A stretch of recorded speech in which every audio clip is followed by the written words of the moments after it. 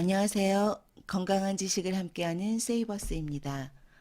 오늘 읽어드릴 책은 어느 채식 의사의 고백, 사이몬 북스 출판사에서 나온 저자 존 맥도걸의 책입니다. 책의 부제는 녹말 음식은 어떻게 살을 빼고 병을 고치나입니다. 이 책은 인간은 무엇을 먹어야 하는 동물인가 라는 질문을 진지하게 던지고 있습니다. 건강한 삶과 진정한 다이어트 방법에 관심 있는 분들께 추천드립니다. 출판사 소개글. 이 책은 녹말 음식이 어떻게 살을 빼고 병을 고치는가에 대한 이유를 진화론적으로 접근한다. 우유와 생선에 대한 허구, 단백질과 영양제에 대한 현대의학의 오류들을 고발하고 자본의 논리로 무장한 식품업계와 제약업계를 통렬히 비판한다. 음식으로 못 고치는 병은 약으로도 못 고친다는 히포크라테스의 명언과 같이 결국은 음식이 문제다. 방법은 채식이다. 그러나 과일과 야채는 포만감을 주지 못하기 때문에 현미, 감자, 통곡물과 같은 녹말 음식이 필요하다. 이 음식들이 어떻게 비만을 해결하고 병을 고치는지 조목조목 설명하는 가운데 채식과 육식을 둘러싼 수많은 근거와 이야기들을 살펴볼 수 있다. 저자 소개 존 맥도걸. 고기와 유제품을 너무 먹어 18살에 중풍에 걸렸다. 친구들보다 20, 30kg 더 비만이었다. 오랫동안 병원을 들락거렸지만 치료에 실패했고 그때 이후 다리를 절게 되었다. 무엇이 문제인지 알고 싶어 의대에 진학했다. 의대에서 올 A 학점으로 졸업했다. 의사가 되었지만 약과 수술로 일시적인 고통을 덜어줄 수밖에 없었다. 만성질환의 원인은 알 수 없었다. 하와이 사탕수수 농장에서 책임 의사로 일하면서 그는 깨닫는다. 1세대에는 병이 없는데 2, 3세대에는 왜 병이 많을까? 육식과 유제품이 원인임을 알게 되었다.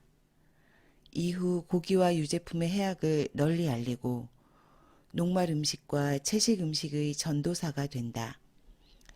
맥도걸 프로그램을 열어 수만 명의 체중을 줄이고 병을 고친다. 비영리기관인 책임있는 의료를 위한 의사회를 이끌면서 정부의 육식과 유제품 정책의 문제점을 제기하고 있다. 클린턴 전 미국 대통령 자문의도 역임하였다. 책의 큰 목차. 1장. 엉터리 의사였음을 나는 고백한다. 2장. 인간은 녹말을 먹는 동물이다. 3장. 녹말 음식을 먹으면 왜 날씬해지나? 4장. 동물성 식품에는 3가지 독성 물질이 있다. 5장. 녹말은 어떻게 인간의 병을 치유하는가? 6장. 그러면 단백질은 어디서 섭취하나요? 7장. 그러면 칼슘은 어디서 섭취하나요? 8장. 어느 물고기 사냥꾼의 고백. 9장. 뚱뚱한 채식주의자. 10장. 영양제에는 영양이 없다. 11장. 설탕과 소금은 죄인이 아니다. 저자 서문. 나는 40년 넘는 동안 비만으로 고생한 수많은 환자들을 녹말 음식을 통해서 치료했다. 5천 명 이상이 나의 프로그램에 참여했고 거의 대부분 새로운 생명을 찾았다. 녹말 음식은 몸을 건강하게 해줄 뿐 아니라 심리적으로, 육체적으로 만족감을 준다. 한 달만 실천해보면 거울 앞에 날씬하고 건강한 새로운 당신을 보고 놀랄 것이다. 대부분의 사람들은 혈압과 콜레스테롤 수치가 떨어질 것이다. 소화 기능도 월등히 좋아질 것이다. 당연히 그동안 병원에서 처방해준 약봉지를 쓰레기통에 버리게 될 것이며 식탁 위에 펼쳐진 영양제도 치울 것이다. 이 책은 여러분이 이제까지 찾아왔던 가장 훌륭한 대답이 될 것이다. 돈 버는 의사가 아닌 병을 낫게 하는 의사로서의 40여 년 내 인생이 그것을 증명한다. 여러분은 이 책을 읽으면서 약간의 의심이 들 수도 있다. 그러나 두려워할 필요가 없다. 나는 40년 넘게 그런 질문을 받아왔다. 그런 질문에 대답하기 위해 내가 여기 있는 것이다. 나는 이 책을 통해 육식이 몸에 끼치는 해악과 채식이 몸을 깨우는 이점에 대해서 얘기할 것이다. 이 책에서 말하는 녹말 혹은 탄수화물이란 공장에서 만든 정제 탄수화물을 말하는 것이 아니다. 빵, 라면, 국수, 파스타, 케이크, 과자 등을 말하는 것이 아니라 자연에서 얻은 감자, 현미, 고구마, 보리 등을 말하는 것이다. 책을 읽으면서 오해가 없기를 바란다. 건강했던 우리 조상들의 음식 습관으로 돌아간다면 지구도 맑고 깨끗했던 과거로 돌아갈 수 있을 것이다. 당신을 날씬하게 하고 지구를 정화시키고 많은 돈을 저축하게 하며 인생을 변화시켜 줄 이야기를 당신에게 바친다. 역자 서문 강신원. 미국에서 노인 요양병원을 운영하시는 분이 계신다. 몸이 아프신 노인들이 입원해 계시는데 평균 입원 기간이 2년 정도라고 한다. 어떻게 하면 수입이 좋아지느냐는 내 질문에 대한 대답이 재미있다. 첫째, 많이 아파야 한다는 것이다. 심하게 아플수록 병원 수입이 늘어난다는 말이다. 둘째, 건강이 회복되어서 태어나면 안 된다는 것이다. 셋째, 돌아가시면 안 된다는 것이다. 돌아가시면 실제로 슬프기도 하고 수입이 줄어서 슬프기도 하다. 종합하면 심하게 아프면서 오래 살아야 병원 수입이 극대화된다는 것이다. 이것이 미국 의료 시스템의 솔직한 모습이다. 한국도 말할 필요가 없다. 우리는 모두 병원 시스템에 갇힌 죄수와 같은 존재가 되어버렸다. 책의 본문을 읽도록 하겠습니다. 나는 가짜 의사였다. 부모님은 1930년대 대공황기를 겪으셨다. 내 어머님의 가족은 콩이나 옥수수, 양배추, 당근, 양파, 감자를 드셨고 운수 좋은 날엔 5센트짜리 거친 빵을 구할 수 있었을 뿐이다. 일주일에 한 번 햄버거를 먹을 때만 고기 한 조각 맛볼 수 있었다. 내 어머니의 이런 고통스러운 기억이 내 자식들에게는 그런 고통을 겪지 않게 해주겠다고 결심하는 계기가 되었다. 나는 어렸을 때 계란과 베이컨으로 만든 아침을 먹었고 마요네즈와 소고기가 채워진 샌드위치로 점심을, 큰 접시 한가운데에 스테이크와 닭고기가 가득 담긴 저녁을 먹으면서 자랐다. 매 끼니마다 유리잔 가득 우유를 함께 마셨음은 물론이다. 그때는 몰랐다. 돈으로 살 수 있는 최고의 음식이 나를 죽음에 이르게 한다는 사실을 나중에야 깨닫게 된 것이다. 나는 아주 오랫동안 거의 매일 소화불량과 심한 변비에 시달렸다. 감기도 자주 걸렸는데 7살 때는 편도선 절제 수술까지 받았다. 체육 시간에는 항상 열애였고 10대에는 여드름 투성이었다. 18살 때 중풍을 겪고서야 비로소 무언가 아주 문제가 많다는 것을 깨닫게 되었다. 20대 초까지 나는 평균보다 20-30kg 더 비만이었다. 나는 의사들에게 계속 질문했다. 중풍의 원인은 무엇이죠? 어떻게 저를 낫게 해주실 건가요? 언제쯤 집으로 돌아갈 수 있는 건가요? 제대로 대답하는 의사는 아무도 없었다. 그때 나는 결심했다. 강렬한 열정으로 의학 공부를 하기 시작했다. 나는 하와이 호놀룰루에 있는 퀸스 메디컬 센터에서 1년 동안 인턴 훈련을 받았다. 그 후 3년 동안은 하와이 빅아일랜드에 있는 하마쿠아 사탕수수 농장에서 유일한 일반의로 근무했다. 들판에서 다친 상처를 꿰매거나 부러진 다리를 맞추거나 전염된 상처 부위를 치료하는 등 문제를 해결할 때마다 나는 만족감을 느꼈다. 그러나 나를 정말 긴장시키는 것은 만성적인 병이었다. 나의 노력에도 불구하고 비만이나 고혈압, 심장병이나 관절염으로 고생하는 환자들은 어찌할 방도가 없었다. 환자들이 나의 스승. 의사를 포함해서 대부분의 사람들은 인간은 나이를 먹으면서 나이살이 찌고 더 아프게 된다고 생각한다. 아이들이 가장 건강하고 부모들은 덜 건강하며 할머니, 할아버지들은 심각한 만성병에 시달린다고 생각한다. 그러나 사탕수수 농장에 있는 환자들에게 이러한 예상은 전혀 들어맞지 않았다. 그곳에서 나이든 이민자들은 날씬하고 활동적이었고 90살까지 약도 먹지 않았다.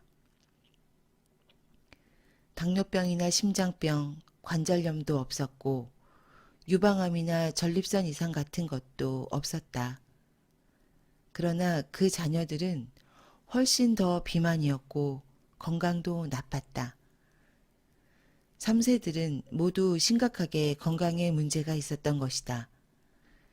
이민자 3세들은 백인 환자들의 질병과 놀랍도록 일치하고 있었다.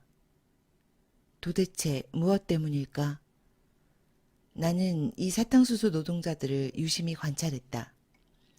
라이프 스타일, 사탕수수 농장의 작업 환경, 그리고 그들의 행동까지 조사했다. 조사한 결과 흥미로운 사실을 알게 되었다. 그들은 모두 원래 그들 나라의 식단을 버리고 미국식 식단을 따랐던 것이다. 그로 인해서 비만과 만성적인 질병에 노출되었던 것이다.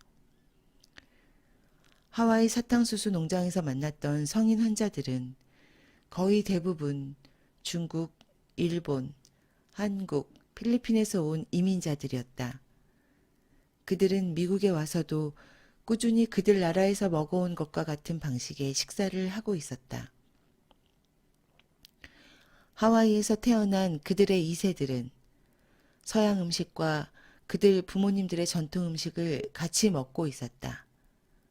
그러나 이민자 3세들은 할머니, 할아버지들이 먹던 녹말 중심의 식사에서 고기와 유제품, 그리고 패스트푸드 중심으로 완전히 바뀌어 있었다. 나는 어려서부터 미국 정부와 각종 매스컴으로부터 음식을 가리지 않고 이것저것 골고루 먹는 것이 건강에 가장 좋다는 교육을 받으며 자랐다. 고기, 유제품, 곡물, 그리고 과일과 채소가 그것이었다. 그러나 나는 이 4가지 종류 중에서 곡물과 채소 2가지 중심으로 먹는 노인들은 병이 거의 없는 반면에 고기와 유제품을 중심으로 먹는 2세, 3세들은 각종 성인병으로 고생한다는 사실을 목격하게 되었다. 솔직히 나는 의과대학을 다니면서 음식과 건강에 대해 배운 것이 아무것도 없었다. 영양학은 의과대학뿐 아니라 어떤 교과서에서도 없었고 인턴 과정이나 레지던트 과정에서도 언급된 적이 없었다. 결국 아주 단순한 결론을 얻게 되었다. 환자들에게서 효과가 없는 약물 투여를 중지시키고 위험한 수술을 금지하는 대신 평생 건강하게 장수하고 지속적으로 날씬한 몸매를 유지하는 방법을 발견하게 된 것이다. 병원은 나를 좋아하지 않는다. 나는 식물성 녹말 중심의 맥두걸 프로그램이라는 시스템을 만들었다. 1986년 캘리포니아 네파밸리에 있는 세인트 헬레나 병원에서 병원 치료 프로그램으로 채택해달라는 요청이 왔다.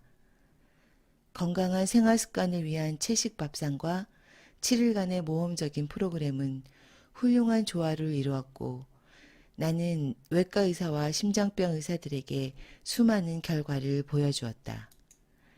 이 전문가들에게 만일 그들의 환자를 보내주면 제2의 처방을 기꺼이 해주겠다는 제안도 했다. 그러나 내가 세인트 헬레나 병원에 있는 16년 동안 내가 제안한 제2의 처방은 물론 어떤 처방도 의사들은 받아들이지 않았다. 그러나 재미있는 것은 내가 종종 병원의 외과 의사나 그 아내를 치료할 때 또는 그 아이들을 치료할 때 그들은 진심을 가지고 치료에 임해 주었다는 사실이다. 그러나 그들은 어느 환자에게도 소문내지 않았다. 나는 그 병원에서 수없이 많은 사람들이 회복되는 것을 지켜보았다. 애석하게도 나의 생활습관 프로그램은 번창하지 못했다. 내 책이 베스트셀러가 되고 내가 TV와 라디오에 출연하고 국제적인 명성을 얻고 있었음에도 말이다. 아마도 병원이란 장소는 건강을 되찾는 데 집중하는 장소가 아니라 전통적인 수술과 처방을 하는 장소인 것이 분명했다. 하기야 나의 교육 프로그램이 4,000불인데 반해 혈관 확장 수술은 10만 불인데 말해서 무엇하랴. 내가 아무리 치료를 잘해도 병원의 수입에는 별 도움이 안 되었을 것이 틀림없다. 다이어트를 할 때 우리는 얼마나 많이 먹어야 하는가라는 것이 포인트가 되곤 한다. 그러나 그것은 잘못이다. 중요한 것은 먹는 양이나 먹는 횟수 또는 시간이 아니라 무엇을 먹느냐.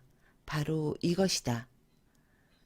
탄수화물의 금메달은 인간에게 가장 유익한 녹말이다. 녹말은 에너지를 공급하고 포만감을 주기 때문에 아주 중요한 것이다. 녹말은 주로 곡물, 콩, 밀, 보리, 옥수수, 쌀과 채소, 시금치, 감자, 고구마에 많이 함유되어 있다. 여러분이 이 책에서 단 한 가지 메시지를 뽑고자 원한다면 바로 녹말 음식을 먹어라 일 것이다. 여러분은 아마도 고기나 유제품, 달걀 등을 멀리하고 채소를 위주로 하는 다이어트의 장점에 대해 많이 들어봤을 것이다. 그러나 이것은 완벽할 수 없다. 녹말이 많이 든 음식을 같이 먹어야 한다. 배추나 시금치 같은 채소와 사과나 오렌지 같은 과일을 먹더라도 항상 공복감이 남기 때문이다. 물론 과일과 채소는 몸에 아주 좋은 음식이다. 그러나 충분한 칼로리를 공급하지 못하고 포만감을 주지 못해서 여러 가지 불편함을 느끼게 한다. 그 공복감 때문에 무엇인가를 몸에 채워넣게 만들고 결과적으로 체중과 건강에 문제를 일으키는 나쁜 음식에 손을 대게 만드는 것이다. 구석기 시대에 인간은 무엇을 먹었을까? 남아메리카의 잉카인들은 감자를 주식으로 했다. 잉카의 병사들은 전투가 있을 때는 힘을 더 내기 위해 키노아를 먹기도 했다. 중앙아시아의 마야인들이나 아즈텍인들은 옥수수를 먹는 사람으로 불렸다. 전 세계적으로 고대 문명의 인류는 보리, 옥수수, 조, 감자, 쌀, 밀 등 6가지 음식을 주로 에너지원으로 사용했다. 네안데르탈인도 각종 식물성 음식을 먹은 것으로 알려졌다. 동지중해에서 북서유럽에 이르기까지 고대인들의 치아에서 각종 곡물이 발견되기도 했다. 이것은 고대 인류가 식물성 음식을 보다 소화하기 쉽게 요리해 왔음을 증명하는 것이다. 유럽의 구석기인들이 대부분 동물성 음식을 섭취했었다고 퍼진 믿음과는 정반대이다. 전사들은 무엇을 먹었을까? 알렉산더 대왕과 징기스칸을 포함해서 수많은 유럽과 아시아의 정복자들은 녹말 위주의 식사를 했다. 로마의 군대는 지나친 육식을 멀리했으며 전투가 있을 때는 주로 곡식을 선호했다. 1800년 전 로마의 검투사 60명의 시신이 도시 중심부에서 아르테미스 신전으로 이어진 도로에서 발견되었다. 세계에서 가장 용맹한 전사들의 뼈에서 칼슘과 스트론튬과 아연 성분을 분석한 결과 그들은 모두 채식을 주로 했던 것으로 알려졌다. 검투사들은 보리를 먹는 남자들로 불려졌다. 비만의 원인 1977년 미국 상원에서 대대적으로 실시한 영양과 의료문제 특별위원회의 리포트에서 하버드대 공중보건학부 마크 헥스테드 교수는 다음과 같이 말했다. 미국 내에서 발생하는 각종 질병과 사망 원인의 거의 대부분이 우리가 먹는 음식과 관련이 있다는 것을 강하게 암시하는 각종 증거가 있음을 강조합니다. 미국 내 사망 원인의 반을 차지하는 관상 동맥 질환과 각종 형태의 암, 고혈압, 당뇨병, 그리고 각종 만성 질환이 모두 음식과 관련이 있습니다. 2002년 세계보건기구는 정제식품, 동물성 식품, 지방 첨가 식품들은 전 세계적으로 비만과 당뇨와 각종 심혈관 질환을 전염시키고 있다고 발표했다. 이 연구에 의하면 2020년이 되면 전 세계 모든 질병의 3분의 2가 음식 습관과 연관된 만성 질환에 직면할 것이라고 발표했다. 우리는 통념에 갇혀 있다. 고기, 가금류, 생선, 해산물, 치즈, 우유, 달걀 등은 우리에게 필수 불가결한 음식이라고 알려져 있다. 고기를 먹어야 힘을 쓴다고 공공연히 말한다. 아무도 우리에게 이런 음식들이 위험하다고 말해주지 않았기 때문에 우리는 이런 음식들의 본질적인 위험을 간과해왔다. 의사, 영양학자, 그리고 식품업계를 대변하는 광고와 선전에 질질 끌려왔다는 말을 하고 싶다. 그들은 우리와 우리 가족들을 의도적으로 병들게 하려 한 것이 아니다. 그들에게 그것은 단순히 비즈니스일 뿐이다. 육식의 세 가지 독소, 단백질, 지방, 콜레스테롤. 1. 독성물질, 단백질. 고기를 많이 먹게 되면 소변과 땀에서 강한 요소 냄새가 난다. 서구인에게서 체취가 많은 이유도 바로 이 때문이다. 몸냄새가 많이 나는 사람은 반드시 동물성 식품을 좋아하는 사람이다. 아무리 목욕을 하고 향수를 뿌려도 소용없다. 몸 안에서 계속 독소가 뿜어져 나오는데 무슨 소용이 있겠는가? 몸 안에서 고기 썩는 냄새가 나는 것이다. 동양인에 비해 서양인의 몸에서 악취가 많이 나는 것도 바로 이 때문이다. 과잉 단백질은 우리의 몸의 기능을 더욱 쇠약하게 할 뿐이다. 초과된 단백질은 또한 뼈에 손상을 준다. 우리가 2배의 단백질을 섭취할 때마다 인체의 칼슘은 50%가 소변을 통해서 배출된다. 이 때문에 골다공증과 담석증의 위험이 증가하는 것은 너무도 당연하다. 이 독성 물질 지방.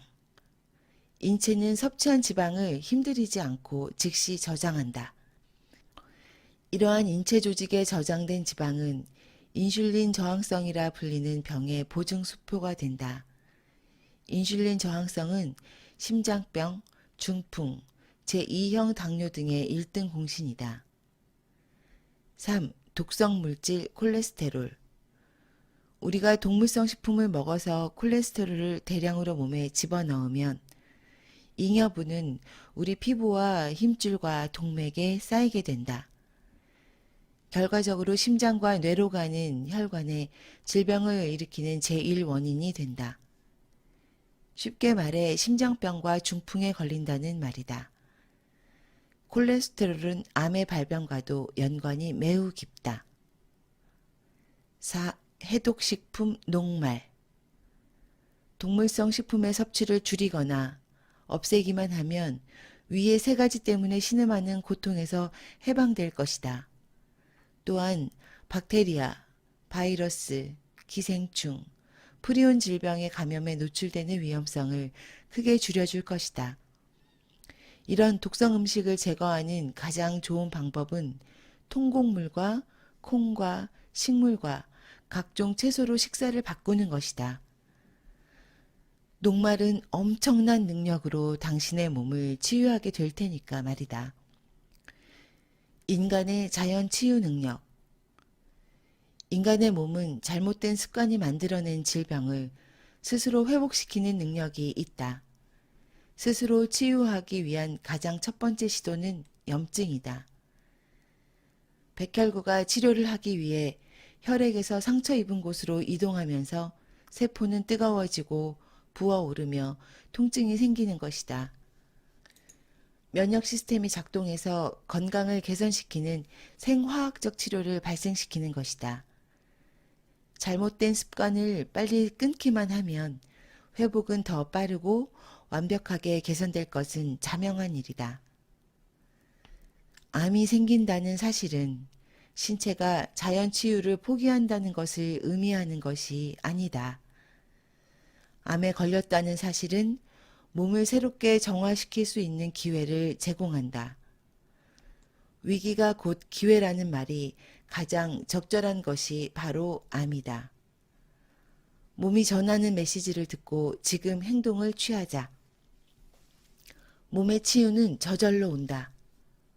마음의 치유는 또 다른 선물이다. 당신의 통념은 광고가 만든 것. 우리는 얼마나 많은 단백질이 필요할까? 지난 150년 동안 고농축 단백질 식이요법과 저단백질 식이요법 사이를 줄다리게 하면서 서로의 주장에 흠집을 내며 논쟁해왔다. 그 논쟁에는 두 번째 질문이 숨겨져 있다. 동물성 단백질에 있는 고농도 단백질이 좋습니까? 아니면 식물성 단백질이 좋습니까? 적절한 식물성 단백질이 최고라는 결론이다. 육류와 치즈를 판매하는 식품 산업계는 고농축 단백질의 이득에 대해 강한 신념을 갖도록 투자를 아끼지 않고 있다. 업계의 지원 사격을 받는 유명인들도 그런 허위 사실을 전파하는 나팔수로 이용되고 있다. 정부 지원금의 막강한 광고비를 사용해서 이런 식품이 건강하다고 당신을 확신시킨다. 동물성 식품은 거대한 비즈니스 산업이다. 이들은 식품 산업과 레스토랑 산업과 유사 업종이 그들의 이익을 대변해서 스스로 떠들도록 조장한다. 결과적으로 사람들이 그들을 떠나는 것을 불가능하게 만든다. 당신의 통념에는 과학이 빠져 있다. 서구인들은 고기와 유제품에서 단백질을 매일 100에서 160g 정도 섭취하는데 이는 아시아인들의 2배에서 4배에 해당하는 양이다. 고농축 단백질 다이어트를 하는 사람들은 매일 200에서 400g 정도 섭취하는데 주로 단백질을 섭취한 과거 에스키모인들과 비슷한 양이다. 건강한 사람들에 비해 10배나 되는 단백질을 소비하는 셈이다. 고단백질 식사의 초기 주창자로는 독일 생리학자 포이트 박사가 유명하다. 매일 3100칼로리를 소비하는 노동자를 연구한 결과 노동자들은 매일 118g 정도의 단백질을 섭취해야 한다고 결론을 내렸다. 이 숫자는 나중에 포인트 스탠다드로 불려졌으며 서구 식단에서 섭취해야 하는 단백질의 표준으로 다 자리 잡았다. 그러면 포이트는 어떻게 이런 결론을 얻어낸 것일까? 그가 관찰한 노동자들은 신체가 건강해서 고된 노동을 할 수 있으며 단백질을 원하는 만큼 충분히 섭취할 수 있는 수입의 최대치를 근거로 했다. 물론 이러한 결론은 오늘날 행해지는 진정한 연구가 아니라 일종의 가설에 근거한 것이다. 그런데 이 단백질 기준이 오늘날까지 건강의 지표로 삼아지고 있다. 우습지 않은가? 그런데 이 단백질 기준이 오늘날까지의 건강의 지표로 삼아지고 있다. 100년 전 파헤친 진실. 예일대학 생리학과 러셀 헨리 치턴튼 교수는 스스로 인체 실험을 하기로 작정하고 최소한의 단백질 요구량을 섭취했다. 그는 9달 동안 포인트 박사가 추천했던 단백질의 3분의 1만을 섭취한 결과 체중이 65kg에서 53kg으로 12kg가량 줄었다. 치턴든 교수는 음식을 풍부하게 먹을 때보다 피로감과 근육통이 거의 없어져 청명한 몸 상태를 느끼게 되었다고 말했다. 그는 또한 심했던 관절염이 사라졌으며 주기적으로 찾아오는 두통과 극심한 복부 통증도 씻은 듯이 사라졌다. 모두 하루 단백질 겨우 40g만을 섭취한 결과였다. 스턴튼 교수는 단백질 활용을 이해하기 위해서 자신을 포함한 피실험자들의 일일 식사 종류와 소변 분석을 통해 연구를 계속 수행해 나갔다. 그는 그 당시 추천된 단백질보다 더 낮은 3개의 실험 집단을 만들었다. 첫 번째 집단은 예일대학에 근무하는 5명의 성인 남자로 구성했다. 이 사람들은 평상시처럼 활동적으로 일하게 했지만 근육이 놀랄 정도의 힘든 일은 시키지 않았다. 매일 평균 62g의 단백질을 6개월가량 섭취한 결과 그들 모두 혈중 질소 밸런스가 매우 알맞은 상태로 측정되었으며 식사에서 차지하는 단백질 지수도 양호하게 측정되었다. 두 번째 집단은 미 육군 의무단에서 13명의 지원자를 뽑아서 측정했다. 이들 모두 평상적인 일과 함께 체육관에서 아주 격렬한 운동도 매주 1회씩 실시했다. 그들은 매일 평균 단백질 61g을 섭취했는데 건강이 호전된 것으로 나타났다. 세 번째 집단은 예일대학에서 8명의 운동선수로 구성했는데 그들 중에 몇 명은 미국 내 신기록을 세운 선수들이었다. 그들은 매일 일과를 하면서 64g의 단백질을 섭취했는데 운동 수행 능력이 35%나 개선되었음을 수치상으로 보여주었다. 치턴튼 교수는 1904년에 성인의 경우 매일 35g에서 50g의 단백질 섭취만으로도 건강하고 활동적인 생활이 가능하다고 결론지었다. 식물성 단백질만으로도 충분하다. 단백질은 20개의 서로 다른 아미노산으로 만들어지는데 이들은 서로 체인 모양으로 연결되어 있다. 모든 식물들과 미생물들은 20가지 아미노산을 모두 합성해낼 수 있다. 인간의 신체는 이 중에서 12개만을 스스로 합성해내는데 굳이 음식에서 합성할 필요가 없다는 의미에서 비필수 아미노산이라 부른다. 나머지 8개의 아미노산은 반드시 음식에서 섭취해야 한다는 의미로 필수 아미노산이라 부른다. 우리가 음식을 먹을 때 위산과 장내 효소는 단백질 분자를 잘게 쪼개서 작은 아미노산 알갱이로 만든다. 우리 몸은 이 아미노산을 혈관으로 흡수시킨 다음 다시 새로운 단백질의 형태로 만든다. 이렇게 새로 만들어낸 단백질이 우리 세포 형태를 유지시켜주고 생화학적 반응을 위한 효소를 다시 만들어내며 각종 호르몬을 생산해낸다. 식물은 완벽한 단백질의 풍부한 원천으로 손색이 없다. 식물 하나만으로도 세상에서 가장 큰 동물들의 필요한 단백질과 아미노산을 모두 만들어내고 있다. 코끼리, 하마, 황소, 기린 등 모든 거대한 동물들은 무엇을 먹고 있는가? 식물들이 이 거대한 동물들의 욕구를 충분히 충족시킨다면 그들보다 왜소한 인간을 위한 단백질 또한 당연히 충족된다는 것은 너무 자명한 일 아니겠는가. 식물은 모든 것을 해왔고 앞으로도 할 수 있다. 동물성 단백질이 우수하다는 오해. 1914년 멘델 박사와 오스톤 박사는 실험용 쥐의 단백질 필요량에 대한 연구에서 동물성 단백질 대 식물성 단백질이 성장에 미치는 영향에 대해 발표했다. 멘델과 오스본은 실험용 쥐가 식물성 단백질보다는 동물성 단백질을 섭취함으로써 성장이 훨씬 빠르다는 사실을 발견했다. 이러한 동물 실험을 결과로 해서 육류, 달걀, 유제품 등의 단백질은 월등한 A급으로 식물성 단백질은 열등한 B급으로 결정지었던 것이다. 우유의 신화. 쥐는 누구의 젖을 먹는가? 사자는 누구의 젖을 먹는가? 송아지는 누구의 젖을 먹는가? 일상적인 상태에서 다른 종의 모유를 먹는 동물을 본 적이 있는가? 사자의 젖을 먹는 소를 본 적이 있는가? 소의 젖을 먹는 쥐를 본 적이 있는가? 왜 인간만이 다른 동물의 젖을 먹는가 말이다. 영양학적으로 분석하기 전에 진화론적으로 이치에 맞지 않는다.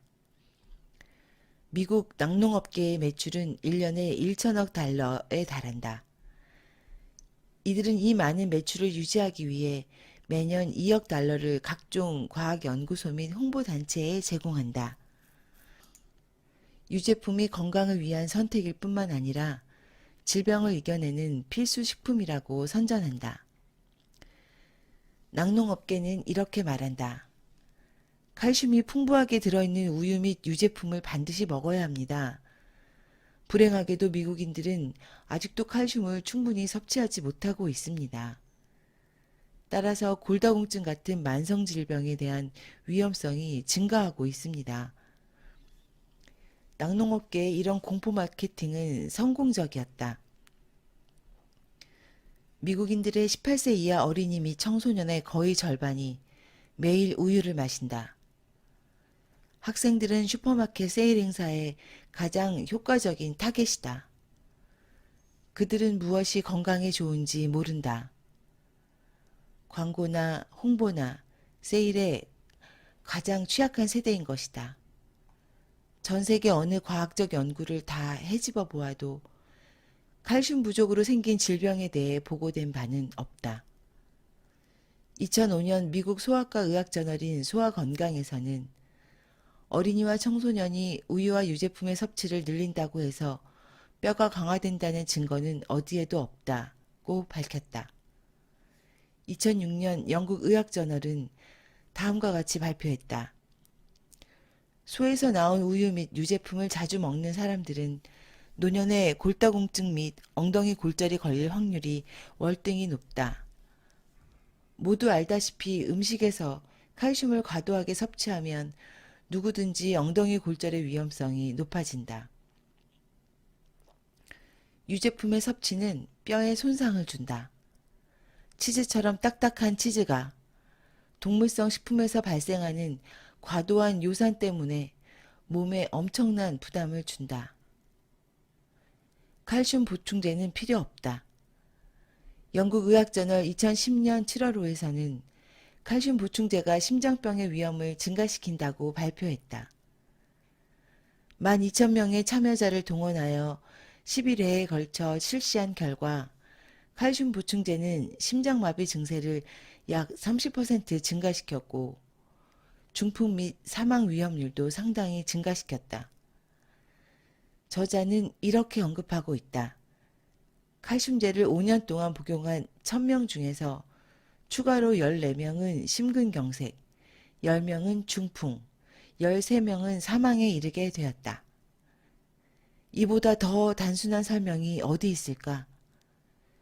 불행하게도 칼슘제나 칼슘 농축 영양제를 따로 복용하는 것은 몸의 밸런스를 무너뜨려 질병과 사망에 이르게 한다는 것을 다시 한번 강조하고 싶다. 뚱뚱한 채식주의자.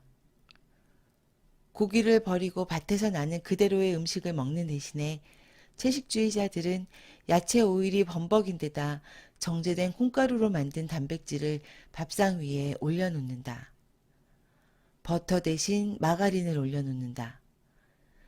일반 아이스크림을 없애는 대신에 지방과 설탕을 넣어 콩으로 만든 아이스크림을 먹는다. 채소를 먹을 때도 건강한 음식이라고 TV에서 선전하는 올리브 기름을 다른 사람들처럼 가득 부어 먹는다. 비록 그들이 잘못 알고 있다고 해도 그들 스스로에게 나는 동물을 죽이지 않았다는 위로가 될 수는 있을 것이다. 그러나 더 중요한 동물이 죽고 있음을 알아야 할 것이다. 바로 당신이다. 이 가짜 음식들은 영양적으로 동물성 식품보다 좋다고 할 수 없다. 경우에 따라서 더 나쁠 수도 있고 지방이 적고 탄수화물이 많다 할지라도 이 음식에 들어있는 정제된 단백질은 동물성 단백질과 똑같이 체내의 칼슘을 감소시켜서 골다공증과 심장 결석을 재촉시킨다. 또한 우유보다 더 암과 노화를 촉진시킬 수 있다. 올리브 기름이나 버터 대용품 역시 지방이 아주 많아서 육류와 똑같이 허벅지와 엉덩이에 지방을 축적하게 한다. 야채 기름은 종종 동물성 지방보다 더 암을 촉진시키는 것으로 밝혀졌다. 영양제에는 영양이 없다. 제약산업은 계속해서 신화를 만들어냈다. 비타민과 미네랄의 보충제가 암과 심장병 및 각종 질병을 치료할 수 있다고 강요해왔다. 정말 그럴까? 돈을 벌기 위한 희망에 가득 찬 과학자들과 사업가들은 모성을 자극하면서 정제되고 고농도화된 수많은 제품을 생산해냈다. 이렇게 하기 위해서 그들은 일반 식단에서 약물학적인 성분을 찾아낸 다음 과학과 산업기술을 사용해서 그것을 정화시키고 그것을 복제한 다음 대용량으로 만들어서 효능이 강한 천연치료제라고 소비자들에게 판매한다. 그런 제품들은 당신의 식탁 한쪽에 책상 서랍에 수도 없이 많이 놓여 있다. 콩 단백질제, 오메가3 오일, 각종 비타민제와 미네랄제가 그것들이다. 그들은 알약, 분말, 액체, 건강 드링크, 강화식품 등의 형태로 판매된다. 여러분께 물어보자. 당신은 비타민이 부족해서 심각한 질병에 걸린 친구나 친척들을 본 적이 있는가? 당신은 비타민C가 부족해서 괴혈병에 걸린 사람을 본 적이 있는가? 당신은 비타민 B1이 부족해서 각기병에 걸린 사람을 본 적이 있는가? 단백질이나 필수 지방산이 부족해서 병에 걸린 사람을 주위에서 본 적이 있는가? 아마도 거의 제로에 가까울 것이다. 만일 당신이 비타민 영양제를 먹는다면 당신의 세포는 금방 반응해서 신진대사 기능의 밸런스가 기울어진다. 기울어진 밸런스란 무엇인가? 병을 말하는 것이다. 심장병, 암, 관절염 등을 말하는 것이다. 나도 의대를 다니고 인턴과 레지던트를 통과하면서 무수한 용어를 배우고 사용했다. 그러나 세월이 지나 많은 환자를 대하고 확신을 갖게 되면서 어려운 용어를 사용해서 환자를 현혹시키는 것은 죄라는 사실을 깨달았다. 여러분이 지금까지 해온 방법들은 돈을 벌기 위한 비즈니스 업계의 도구에 속할 뿐이다. 방 안에서 음식을 주문하고 손쉽게 알약을 먹고 실내에서 운동을 할 때 다른 누군가는 돈을 번다. 당신이 병원에 가서 필요도 없는 검사를 받고 몸에 해가 되는 약을 먹을 때 누군가는 돈을 번다. 당신은 너무 쉽게 아주 빨리 일을 해결하기 위해 그들의 돈벌이 도구가 되었다. 결과는 당신의 건강만 악화될 뿐이다. 녹말 중심의 식사는 돈도 들지 않고 위험 부담도 전혀 없다. 나의 논리를 뒷받침하는 연구 결과는 너무도 많아서 트럭 10대에도 실리지 않을 정도다. 그러나 TV나 신문에는 잘 실리지 않는다. 신문과 TV는 제약업계나 식품업계 광고를 먹어야 존재할 수 있기 때문이다. 지금까지 존 맥두걸의 어느 채식 의사의 고백을 읽어드렸습니다. 이 책에서 가장 인상적인 내용은 인간은 녹말을 먹는 동물임을 강조하는 부분입니다. 인간은 채식 중심의 식사를 통해서 건강해지고 맑아질 수 있습니다. 진정한 다이어트와 건강에 관심 있는 분들은 꼭 한번 읽어보시길 추천드립니다. 지금까지 건강한 지식을 함께하는 세이버스였습니다. 감사합니다.